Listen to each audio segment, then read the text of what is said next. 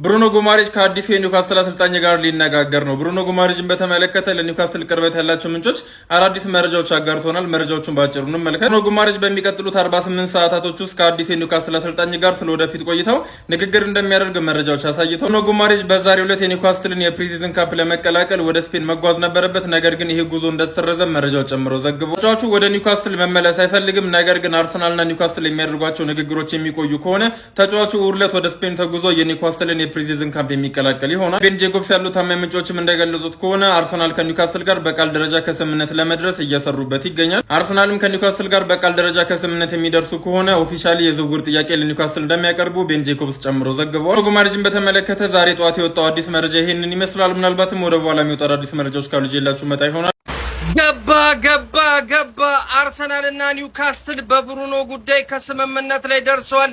ለልጁም 77 ሚሊዮን ፓውንድ አርሰናሎች እንደሚከፍሉ ታውቋል። አሁን የቀረው ያከፋፈል ሂደቱ ብቻ ነው። እኔ ደግሞ ሂር ዊ ጎ ብየዋለሁ ማለት ነው። ፋሚሊ እንኳን ደስ አላችሁ፣ ይመቻችሁ። አሁን ላይ የተሰሙ ታማኝነት ያላቸውና አጠራጣሪ ያሉ ዝውውር ዜናዎችን የምንመለከት ይሆናል። በቅድሚያ አርሰናል እንመለከታለን። አርሰናልን በተመለከተ እንግዲህ ብሩኖ ጉማሬሽ እስራሶቹን ኒውካስትል ዩናይትዶችን ተቀላቅሎ የፕሪሲዝን ማከናወን ነበረበት ወደ ስፔን ተጉዞ ማለት ነው። ነገር ግን ያ ነገር ተሰርዟልና ከአዲሱ አሰልጣኝ ጋር ለመነጋገር ቀጠሮ ይዟል ማለት ነው። በ48 ሰዓት ውስጥ ስለወደፊት ዕጣ ፈንታው ይነጋገራሉ ተብሎ ይጠበቃልና በቃል ደረጃ ስምምነት የሚደርሱ ከሆነ የብሩኖ ጉማሬሽ ጉዳይ የሚያልቅ ይሆናል ማለት ነው። ግን እስራሶቹ ኒውካስትል ዩናይትዶችና አርሰናሎች በቃል ደረጃ መስማማት ካልቻሉ ግን የፊታችን እሁድ ብሩኖ ጉማሬሽ ኒውካስትል እንደሚገኝበት ስፔን አቅንቶ ፕሪሲዝን ወይም ደግሞ የዝግጅት ጊዜውን የሚያደርግ ይሆናል ማለት ነው። ያ የመሆን ቻንሱ ግን በጣም ጠባብ ነው። እስራሶቹ ኒውካስትል ዩናይትዶችና አርሰናሎች በቃል ደረጃ በገንዘቡ ዙሪያ ማለት ነው ከስምምነት እንደሚደርሱ ይጠበቃል። ማርክ-አንድሬ ተር ስቴገን አያክስ አምስተርዳምን መቀላቀሉ ይፋ ሆኗል። ማንቸስተር ሲቲዎች ቦአዲን ከሊል ለማስፈረም ማለት ነው ለሊል የመጀመሪያ የዝውውር ሂሳብ ለማቅረብ ዝግጅታቸውን አጠናቀዋል። አንቶኒዮ ሲልቫ ቦርንሞዝን መቀላቀሉም ተረጋግጧል። ማማዱ ሳንጋሬ ብሬንትፎርድን ተቀላቅሏል።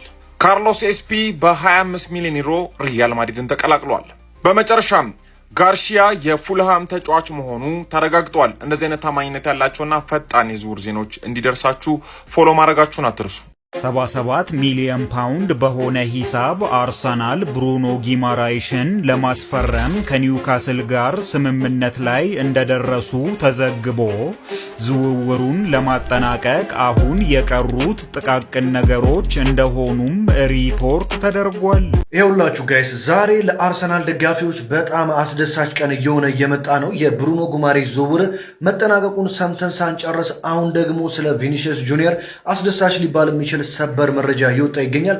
በደንብ ኮፒ ሊንክ እያደረጋችሁ ተከታተሉኝ። ማርካ እንግዲህ አሁን ይዞት በወጣው ሰበር መረጃ ሪያል ማድሪዶች ለቪኒሲየስ ጁኒየር ወይ ኮንትራቱን ፈረም ካልሆነ ክለቡን ልቀቅ ሲሉ ግልጽ አቋማቸውን እንዳሳወቁት ተሰምቷል ማለት ነው። ታዲያ ሪያል ማድሪዶች በአሁኑ ሰዓት 3 አማራጮችን ለቪኒሲየስ ጁኒየር ነግረውታል። እንዲቆይ እንፈልጋለን፣ ሁለተኛ ደግሞ ኮንትራቱን ካላራዘመ ይሸጣል፣ ሶስተኛ ኮንትራቱን ሳያራዘም በማድሪድ ቤት የሚቆይ ከሆነ የጨዋታ ቀን እንደሚቀነስበት ተነግሮታል ማለት ነው። ስለዚህ አሁን ውሳኔዎች በሙሉ በቪኒሲየስ ጁኒየር እጅ ይገኛሉ።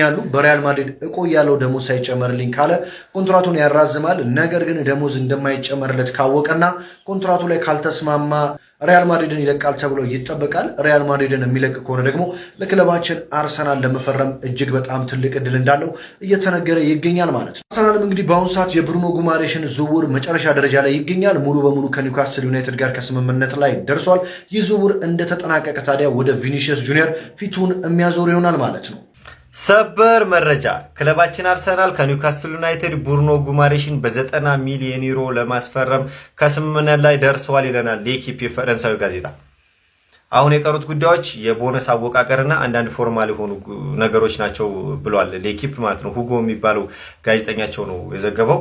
እንግዲህ 90 ሚሊዮን ዩሮ ማለት በፓውንድ 77 ሚሊዮን ፓውንድ አካባቢ ነው ማለት ነውና አሁን ደግሞ የሚቀረን ከአርሰናል የቅርብ ሰዎች እነ ዴቪድ ኦርኔስተን፣ ሳሚ ሞክቤል ሃንድ ኦፍ አርሰናል እስከሚያረጋግጡት ብቻ ነው ሀቢቢና ኖርማሊ እንትን የሚልም አይደለም። ያው ወይ ዛሬ ወይ ነገ እንትን የሚል ጉዳይ እንደሆነ ትናንትም ያወቅነው ነውና ሌላ ደግሞ እነ አሌክስ ክሮክ እንደዘገቡትና እንደ ቤን ጃኮብስ እንደዘገባ ማለት ነው ብሩኖ ጉማሬሽ ይሄ ኒውካስትሎች ወደ ላማንጋ ስፔን የቅድመ ውድድር ዝግጅት ያደርጋሉና እሱ ፍቃድ ጠይቋል ከኒውካስትል። ዝውውሩ ጉዳይ የሚያልቅ ስለሆነ ላይክ ትንሽ ጊዜ ላግ እንዲያደርግ መመለሻ ጊዜውን ማለት ነው ይሄኛው እና ጠይቋቸዋል ተብሏል ኒውካስትሎችን ማለት ነው። ኖርማሊ እሱ አክሴፕታንስ ያገኝ አልታወቀም። ቢሆንም ግን ይሄኛው ዝውውር ወደ መጨረሻው ደርሷል ወገንታትና ከዚህ በኋላ እኔ በዚህ ዝውውር የምመጣው ሂር ዊ ጎ ለማለት ብቻ ነው። በቃኝ። እስኪ ሀሳባችሁን ኮሜንት ላይ አስቀምጡልኝ። ይመቻችሁ።